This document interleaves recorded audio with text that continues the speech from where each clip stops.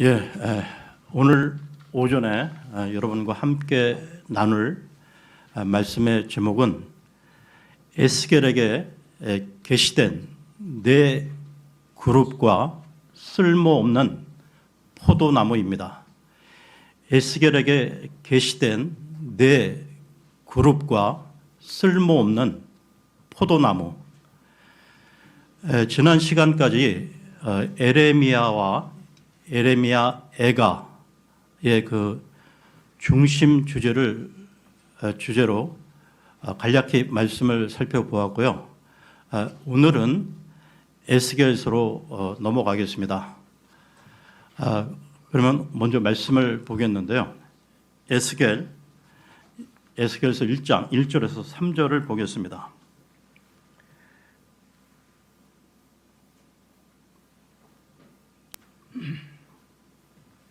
에스겔서 1장 1절에서 3절입니다. 이제 제30년 4월 곧 그달 5일 내가 그발 강가에서 포도들 가운데 있을 때 하늘들이 열리며 하나님의 환상들이 내게 보이니라. 여호와킨 왕이 포로가 된 지 5년이 되던 해 그달 5일에 갈대아 사람들의 땅에 있는 그발 강가에서 주의 말씀이 부시 아들 제사장 에스겔에게 특별히 임하였고 거기서 주의 손이 그 위에 있더라. 구약 성경 역사서와 이 대언서에는 많은 왕들과 여러 대언자들이 나오고 있는데요. 그러면 이해를 돕기 위해서 먼저 간단히 그 에스겔 그 시대 당시의 상황을 말씀드리겠습니다. 대언자 에스겔이 사역한 당시의 대표적인 대언자는 에레미야, 에스겔, 다니엘 등 세 사람이었는데요.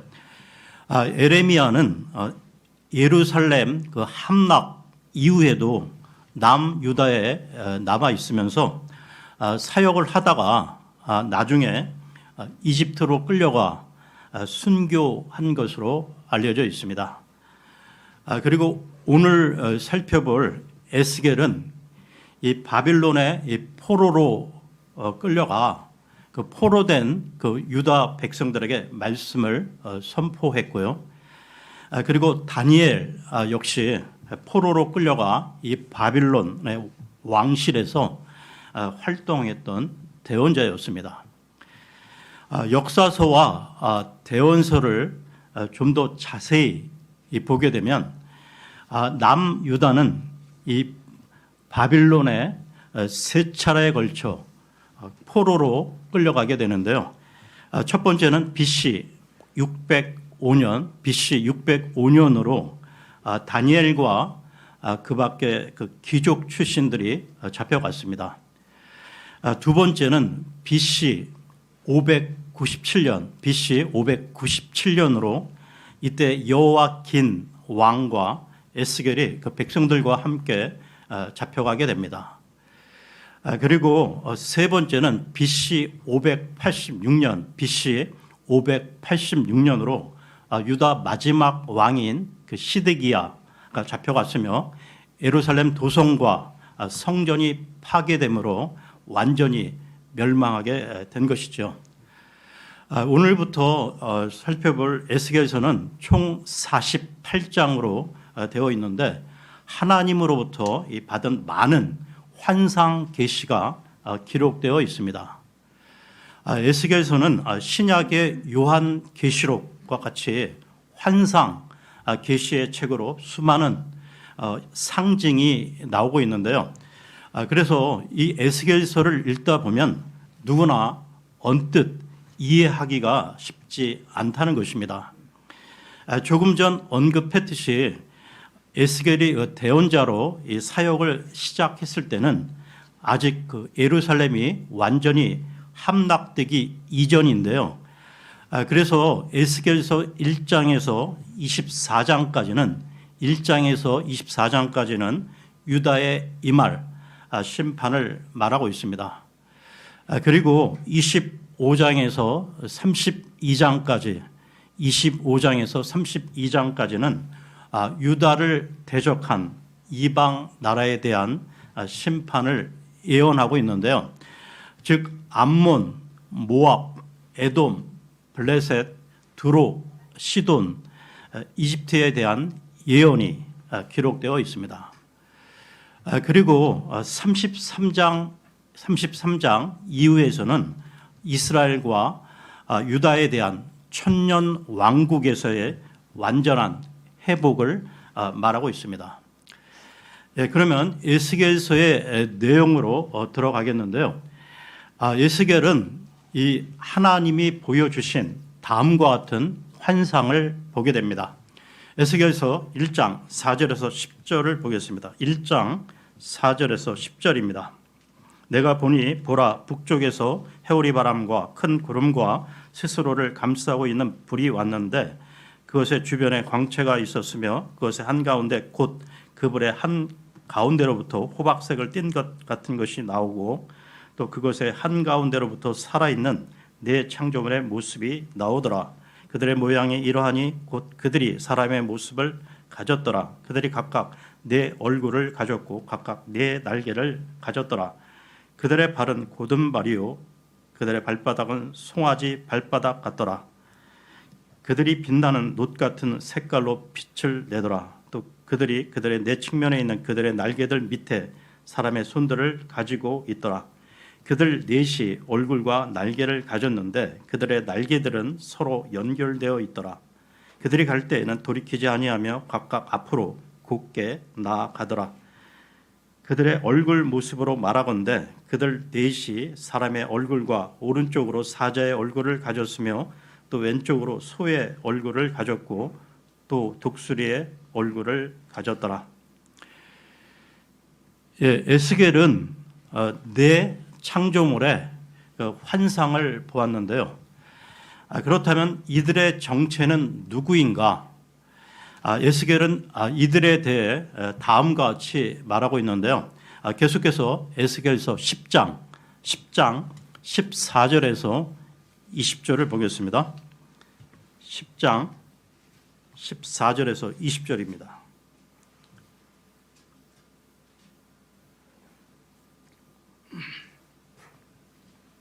그들이 각각 네 얼굴을 가졌는데 첫째 얼굴은 그룹의 얼굴이요 둘째 얼굴은 사람의 얼굴이며 셋째는 사자의 얼굴이고 넷째는 독수리의 얼굴이더라.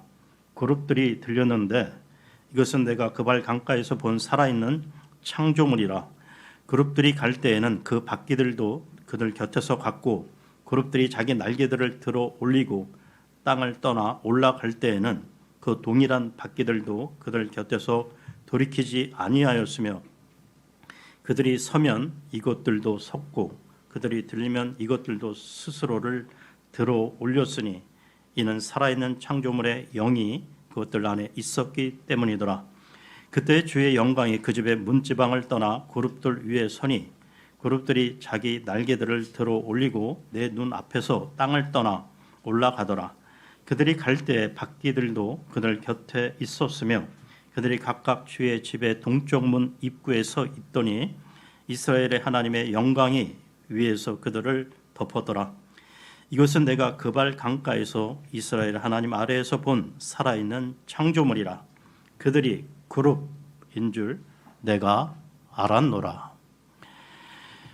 이처럼 에스겔이 1장에서 보았던 네 창조물은 그룹이었습니다. 이 그룹은 하나님이 지으신 영적 창조물인데 일반 천사들과는 다른 존재라는 것이죠. 일반 천사와 다른 점은 천사는 날개가 없는 반면 그룹은 날개를 갖고 있다는 것입니다. 성경에서 이 그룹이 처음 등장하는 것이 창세기인데요. 창세기로 가겠습니다. 창세기 3장 22절에서 24절까지 보겠습니다. 창세기 3장 22절에서 24절입니다.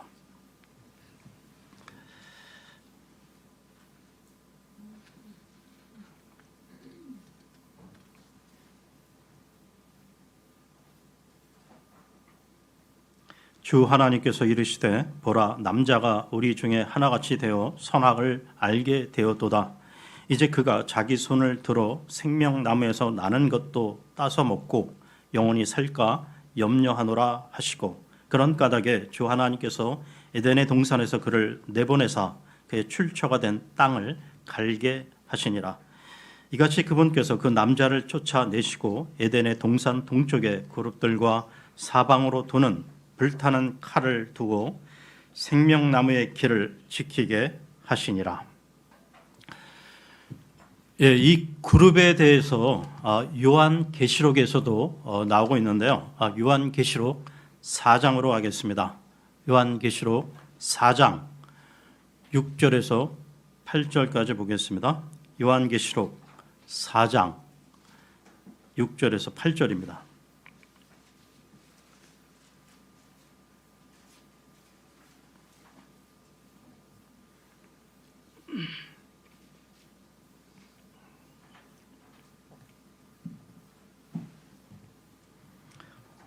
그 왕자 앞에 수정 같은 유리 바다가 있고 왕자 한가운데와 왕자 둘레에는 앞뒤에 눈이 가득한 네 짐승이 있더라.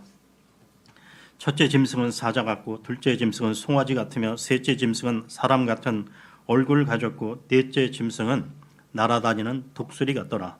네 짐승이 저마다 자기 둘레 6날개를 가졌고 그것들의 안쪽에는 눈들이 가득하더라. 그것들이 밤낮 쉬지 않고 이르기를 거룩하다 거룩하다 거룩하다 주 하나님 전능자여 그분은 전에도 계셨고 지금도 계시고 앞으로 오실 이시로다 하고.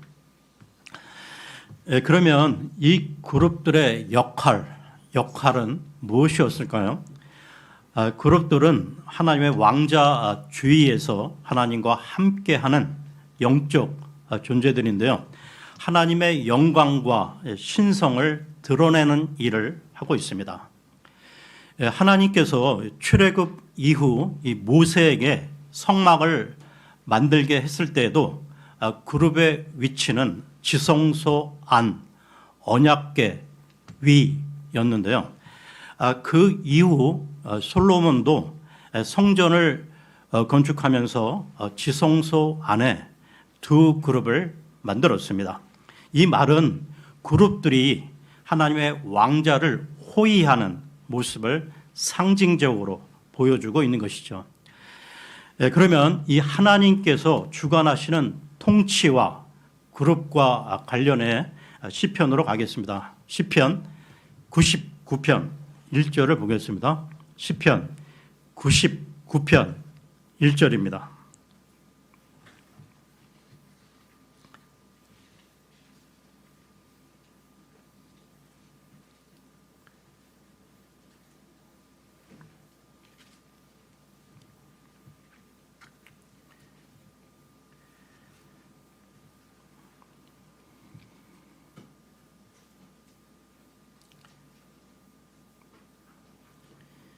주께서 통치하시니 백성들은 떨지어다.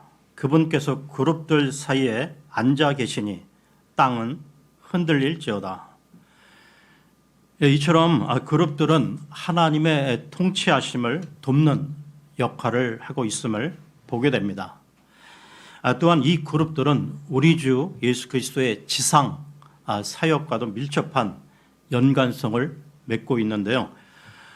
여러분 마태, 마가, 누가, 요한복음의 4복음서를 생각해 보십시오. 유대인들을 대상으로 쓰고 있는 마태복음의 마태는 예수 그리스도를 유대인의 왕으로 오신 사자로 묘사하고 있습니다. 그리고 마가복음의 마가는 예수 그리스도를 종인 소로 묘사하고 있다는 것이죠.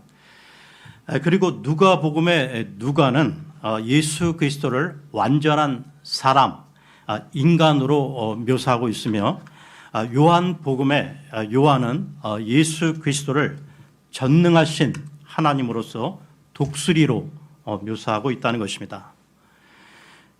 그 연장선에서 우리 그리스도인들은 성경 66권을 보면서 언제나 이 그리스도로 결론이 나와야 한다는 것이죠. 예수는 그리스도시요 나의 근본 모든 문제를 해결하셨다는 이 답이 우리 각자에게 있어야 한다는 것입니다. 그 답이 없으면, 즉 예수 그리스도가 우리 각자에게 있어 최종 결론이 되지 않는다면 그 사람의 믿음은 흔들릴 수밖에 없다는 것이죠. 에스겔서를 보게 되면 에스겔은 계속해서 하나님이 보여주시는 환상 계시를 말하고 있습니다. 원래 제사장이었던 에스겔은 하나님께서 계시하시는 그 영을 받아 메시지를 전하는 대언자의 사명도 감당했는데요. 우리 그리스도인들도 불신자들을 만나 메시지를 전해주는 대언자 역할을 해야 하고요. 또한 그 불신자들의 영적 문제를 그리스도의 이름으로 치유해 주는 이 왕적 권세도 있어야 한다는 것입니다. 그리고 또 한 가지 제사장의 사명도 감당해야 하는데요. 베드로 전서로 가겠습니다. 베드로 전서 2장 1절에서 5절까지 보겠습니다. 베드로 전서 2장 1절에서 5절입니다.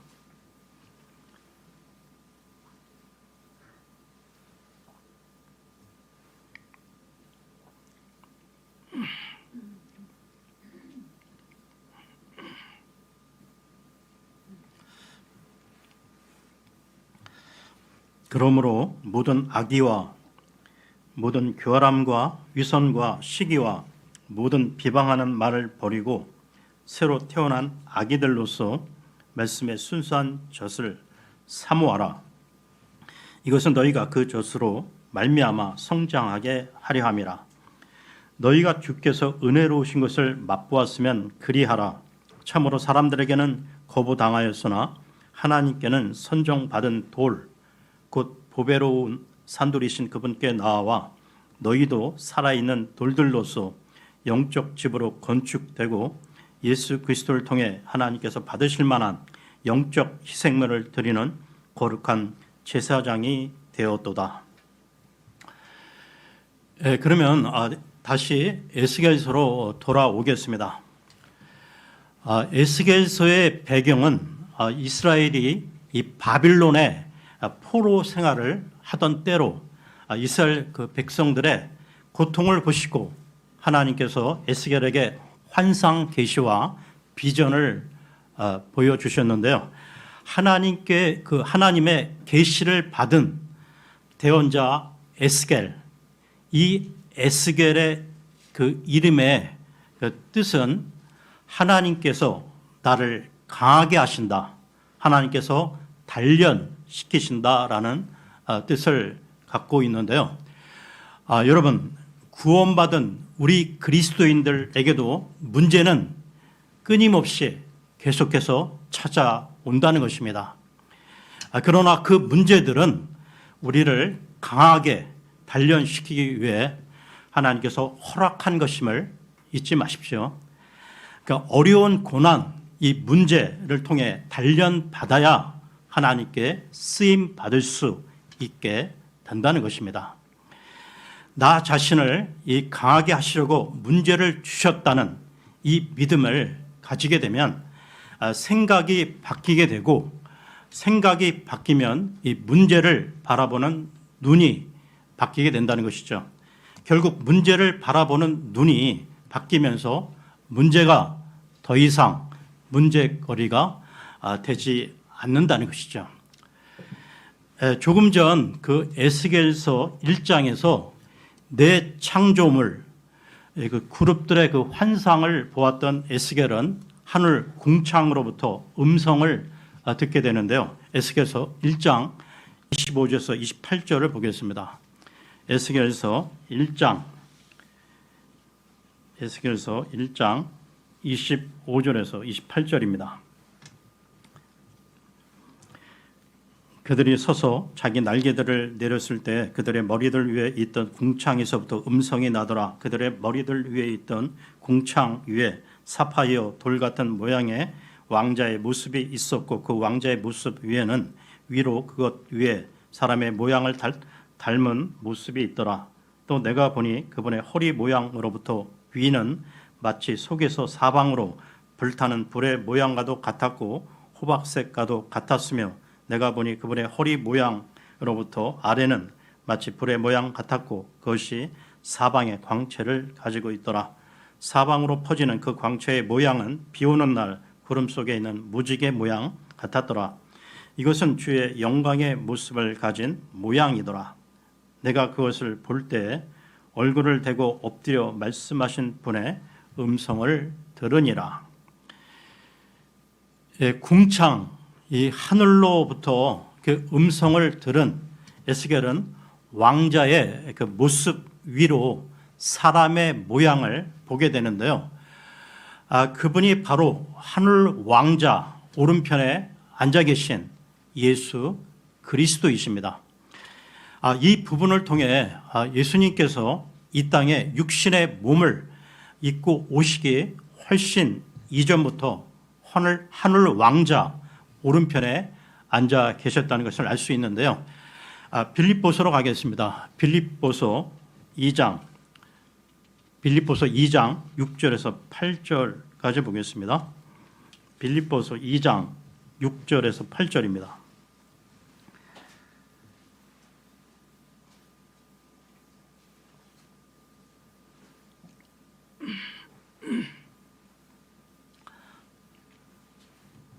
그분은 하나님의 형체로 계심으로 하나님과 동등함을 강탈로 여기지 아니하셨으나 스스로 무명한 자가 되사 자기 위에 종의 형체를 취하시고 사람들의 모습이 되셨으며 사람의 모양으로 나타나사 자기를 낮추시고 죽기까지 순종하셨으니 곧 십자가의 죽음이라. 여러분, 인류 창조 그 역사 가운데 최고의 신비는 바로 하나님이 육신이 되어 이 땅에 오신 것입니다. 왜? 하나님이 육신의 몸을 입고 이 땅에 오셨어야만 했을까요? 창세기로 가겠습니다. 창세기 3장 15절입니다. 창세기 3장 15절입니다.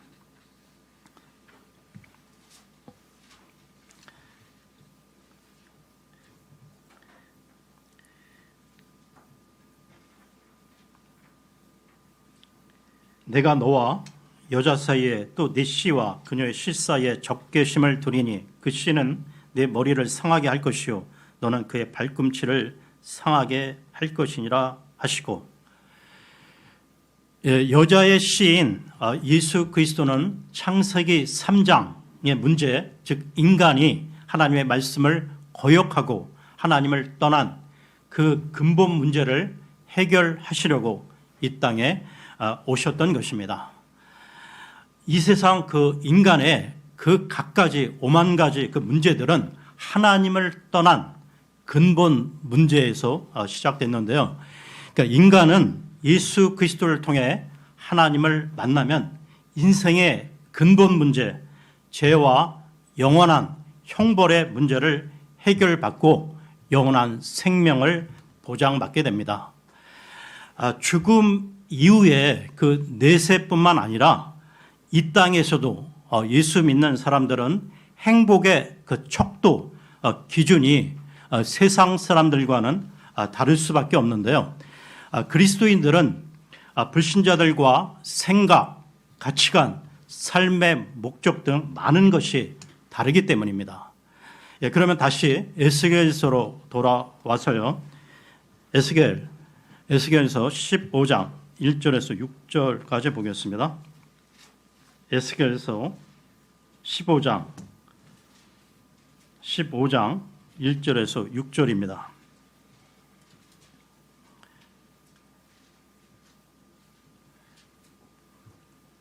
주의 말씀이 또 내게 임하니라. 이르시되 사람의 아들아, 포도나무가 다른 나무보다 무엇이 더 나으며 숲의 나무들 가운데 있는 가지보다 무엇이 더 나으냐? 거기에서 나무를 취하여 무슨 작업을 하겠느냐? 혹은 사람들이 그것에서 못을 취하여 그 위에 무슨 그릇을 걸겠느냐? 보라, 그것은 땔감으로 불에 던져졌느니라. 불이 그것의 두 끝을 삼키며 그것의 한가운데는 불타게 되었으니 그것이 무슨 작업엔들 적합하냐?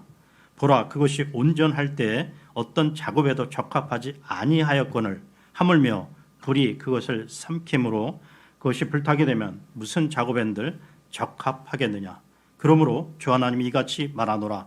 내가 숲의 나무들 가운데 있는 포도나무를 불에 내줘 땔감이 되게 한 것 같이 예루살렘 거주민들도 내주리라. 예, 성경에서 이 포도나무는 한편 이스라엘을 상징하는 나무이기도 한데요. 이와 관련해 시편으로 가겠습니다. 시편 80편 8절에서 16절까지 보겠습니다. 시편 80편 8절에서 16절입니다.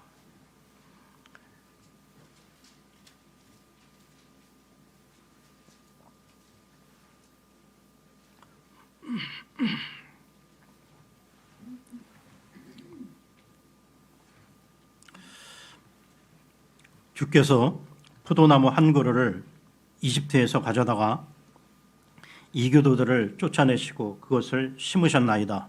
주께서 그것 앞에 터를 준비하시고 그것이 깊이 뿌리를 내리게 하시니 그것이 땅을 채웠으며 작은 산들이 그것의 그늘에 덮이고 그것의 가지들은 좋은 백향목같이 되었나이다. 그녀가 자기 줄기들을 바다까지 내보내었고 자기 가지들을 강까지 내보내었거늘 주께서 어찌하여 그녀의 울타리를 허사 길을 지나가는 모든 자들이 그녀를 따게 하셨나이까? 숲에서 나온 멧돼지가 그것을 피폐하게 하고 들의 들짐승이 그것을 먹어치우나이다. 오 만군의 하나님이여, 우리가 주께 간청하오니 돌아오소서. 하늘로부터 내려다보시고 살피사 이 포도나무를 돌아보소서. 그것은 주의 오른손이 심으신 포도원이요 주께서 주를 위하여 강하게 하신 가지니이다. 그것이 불에 타고 베이며 그들이 주의 얼굴에 꾸짖으심으로 말미암아 멸망하나이다. 예, 여러분, 그 포도나무의 그 유일한 가치와 용도는 오직 열매를 맺는 일인데요. 왜냐하면 이 포도나무는 원래가 그 뒤틀려서 자라는 탓에 집을 짓는데 제목으로는 쓸 수가 없으며 또한 나무 자체가 너무 연하기 때문에 가구를 만드는데도 쓸 수가 없다고 합니다. 따라서 이 포도나무가 본연의 의무인 열매를 맺지 못하면 연료로 불태워질 뿐인데요. 포도나무로 상징된 이스라엘 또한 이 하나님을 떠나 불순종한 이후로 이웃 나라에 의해 멸망하기에 이른 것입니다. 그렇다면 이 포도나무의 열매와 관련하여 신약 시대의 성도인 우리 그리스도인의 바른 신앙의 자세를 살펴보겠는데요. 요한복음으로 가겠습니다. 요한복음 15장 1절에서 6절까지 보겠습니다. 요한복음 15장 1절에서 6절입니다.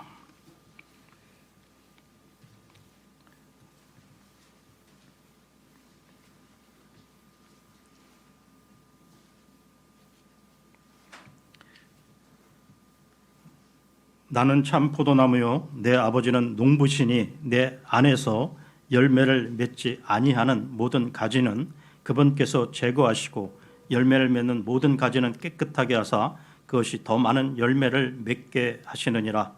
이제 너희는 내가 너희에게 일러준 말로 깨끗하게 되었으니 내 안에 거하라. 나도 너희 안에 거하리라. 가지가 포도나무 안에 거하지 아니하면 스스로 열매를 맺을 수 없는 것 같이 너희도 내 안에 거하지 아니하면 더 이상 열매를 맺을 수 없느니라. 나는 포도나무요 너희는 가지니라. 사람이 내 안에 거하고 내가 그 안에 거하면 바로 그 사람은 많은 열매를 맺나니 나 없이는 너희가 아무것도 할 수 없느니라. 나 없이는 너희가 아무것도 할 수 없느니라. 사람이 내 안에 거하지 아니하면 그는 가지처럼 버려져서 시드나니 사람들이 그것들을 모아 불 속에 던져 태우느니라. 여러분, 주님과의 올바른 관계 속에 이루어지는 우리의 행위는 좋은 열매로 드러나지만 주님과의 관계를 떠나 자신의 의와 자신의 욕심과 인간적인 동기로 행하는 것들은 그 열매들이 사람들 눈에 아무리 크게 화려하게 보일지라도 그것들은 나중에 그리스도의 심판석에서 모두 다 불태워 버려질 것입니다. 그러므로 우리 그리스도인들은 우선적으로 주님과의 영적 관계가 올바른 건강한 관계인지를 끊임없이 살펴야 한다는 것입니다. 오늘은 여기까지 하고요. 다음 시간에 계속 이어서 하겠습니다. 감사합니다.